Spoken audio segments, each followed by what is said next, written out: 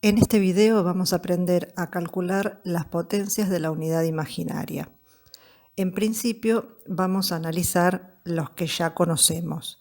Sabemos que todo número elevado a la 0 da 1, por lo tanto i a la 0 es 1 sin ninguna duda.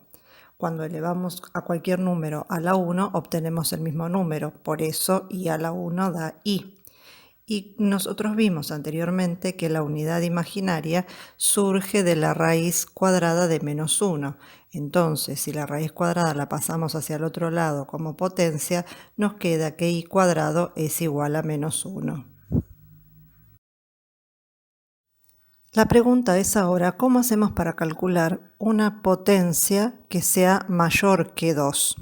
Empecemos por i a la 3. Esta potencia se puede descomponer como una multiplicación escribiendo i al cuadrado por i, porque sabemos que es un producto de dos potencias de igual base. Si sumamos los exponentes da 3. Entonces, nosotros sabemos que i cuadrado es menos 1. Y nos quedaría finalmente menos 1 por i, que es menos i. Entonces, podemos decir que i al cubo es igual a menos i. Vamos a analizar con i a la cuarta. De la misma forma que en el anterior lo escribimos como un producto de dos potencias de igual base. Y como ya habíamos calculado i al cubo, lo escribimos como i al cubo por i. I al cubo acabamos de calcular que da menos i. Entonces me quedaría menos i por i, que es igual a menos i al cuadrado. Reemplazando i al cuadrado por menos 1, nos queda que i a la cuarta es igual a 1. Lo mismo hacemos con i a la quinta, pero ahora vamos a aprovechar i a la cuarta. Entonces vamos a escribirlo como i a la cuarta por i. Nosotros calculamos que i a la cuarta da 1, nos quedaría 1 por i, que es igual a i. Lo mismo hacemos con i a la sexta, aprovechando que ya conocemos i a la quinta. Entonces, i a la sexta es igual a i a la quinta por i, nos quedaría i por i igual i al cuadrado. Y reemplazando i al cuadrado por menos 1, obtuvimos que i a la sexta es igual a menos 1.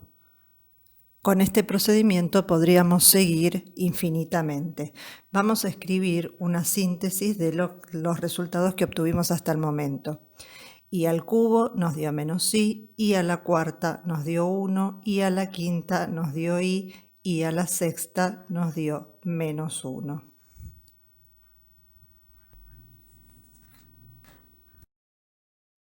En las diapositivas anteriores calculamos algunas potencias. Por ejemplo, i a la 0, a la 1, al cuadrado, al cubo, a la cuarta, a la quinta, a la sexta, etc. Si los ponemos en forma de tabla, vemos que los primeros dan 1 y menos 1 menos i. En la siguiente columna obtenemos también 1 y menos 1 y menos i. Y si seguimos calculando i a la octava, a la novena, a la décima o a la 11, los valores se repiten manteniendo el mismo patrón, es decir, que son 4 los resultados posibles y se repiten obviamente cada 4 lugares. Pero ¿cómo utilizar esta regularidad para poder calcular cualquier potencia? Observemos en la primera fila.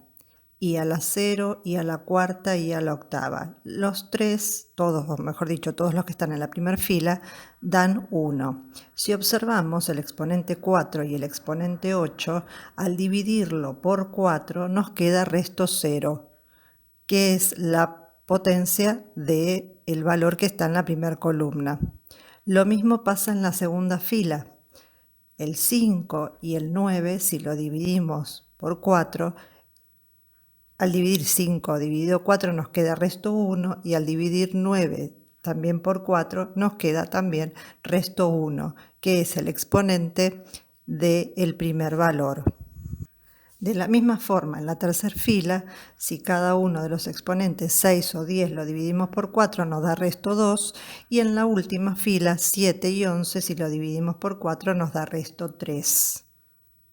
Es decir, que cuando tenemos una potencia, podemos hacer la división por 4, observar el resto y comparar el resto que nos dio esa división con la potencia que está en la primera columna. Veamos algunos ejemplos como para clarificar lo que acabamos de analizar en la diapositiva anterior. Tengamos presente que hay 4 valores que se repiten, que son los que están en el cuadrito. I a la 0 es 1, I a la 1 es I al cuadrado menos 1, I al cubo es menos I. Entonces, supongamos que tenemos que calcular I a la 13.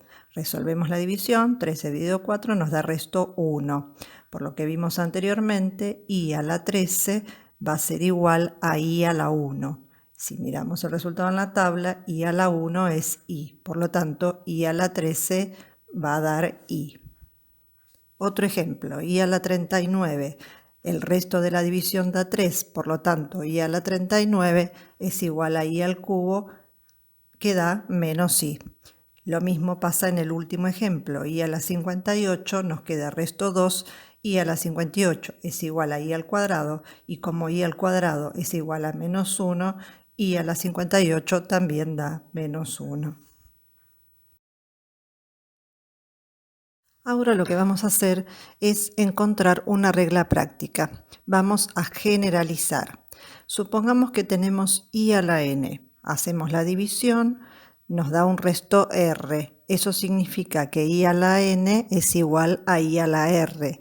Lo que tenemos que hacer es observar en la tablita si R nos dio 0, 1, 2 o 3, que son los posibles restos que podemos obtener al dividir por 4. Comparamos el resto que obtuvimos con el valor de la tablita y ese va a ser el resultado que corresponda a esa potencia.